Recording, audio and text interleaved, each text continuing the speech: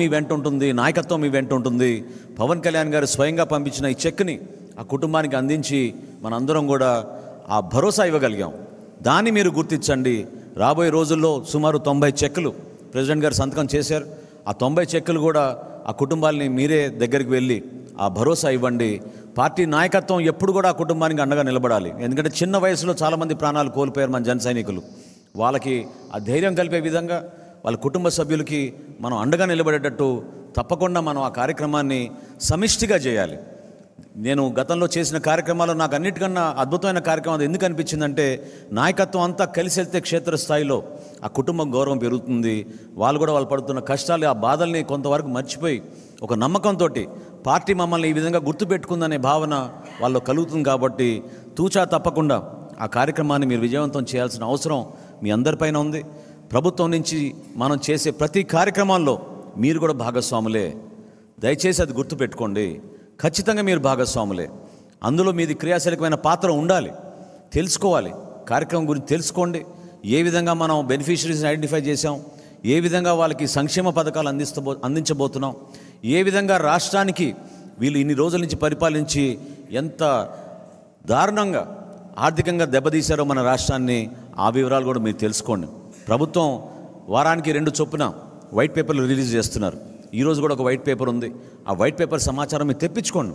ఏ విధంగా అమరావతి నష్టపోయింది, ఏ విధంగా మనకు రావాల్సిన పోలవరం నష్టపోయింది, భవిష్యత్తులో ఏ విధంగా మన పవర్ సెక్టర్ కూడా దెబ్బతినిందో ఈ వివరాలు తెలుసుకుంటే మీరు కూడా క్షేత్రస్థాయిలో ప్రెస్ కాన్ఫరెన్సుల ద్వారా కానివ్వండి, మన అంతర్గత సమావేశాల్లో కానివ్వండి, తప్పకుండా మీ నాయకత్వం మీరు చూపించి వాళ్ళందరినీ కూడా మీరు ప్రభావితం చేసే విధంగా మీరు పనిచేయండి. దానికోసమే క్రియాశీలక సభ్యత్వం, దానికోసమే మీకు ఇచ్చిన బాధ్యత.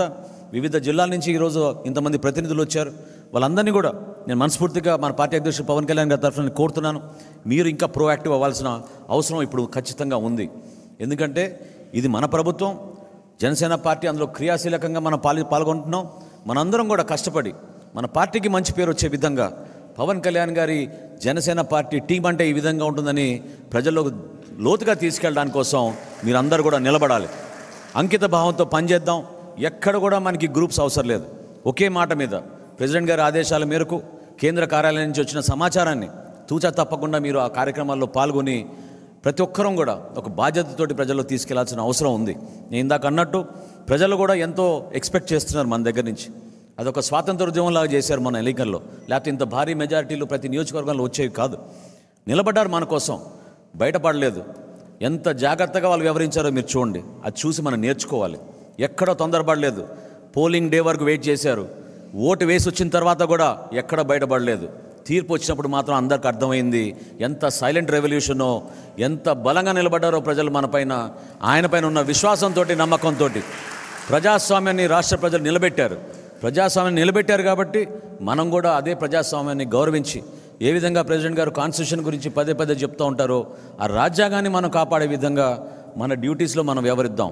రాబోయే రోజుల్లో మనకి శాసనసభ సమావేశాలు ఉన్నాయి.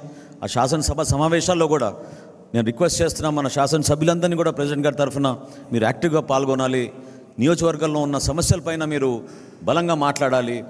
తద్వారా మన జిల్లాకి, మన ప్రజలకి ఇంకా అంకిత భావంతో పనిచేసినట్టు మనం మెసేజ్ తీసుకెళ్ళాలని మనస్ఫూర్తిగా కోరుకుంటూ, ఈ సత్కారం ప్రెసిడెంట్ గారు ఇందాక వచ్చే ముందు ఆయన ఆలోచన నేను మీతో చెప్తున్నాను. చివరిలో ఈ సత్కారం ఒక బాధ్యతతోటి మీరు వ్యవహరిస్తారని, ప్రజల కోసం, పార్టీ కోసం కష్టపడి పనిచేస్తారని మనస్ఫూర్తిగా మిమ్మల్ని అందరినీ కూడా అభినందిస్తూ మనం ఈ కార్యక్రమం మొదలుపెట్టుకుందాం. తొలిగా శ్రీ మంత్రివర్యులు శ్రీ నాదెళ్ల మనోహర్ గారిని సత్కారాన్ని స్వీకరించవలసిందిగా కోరుతున్నాం.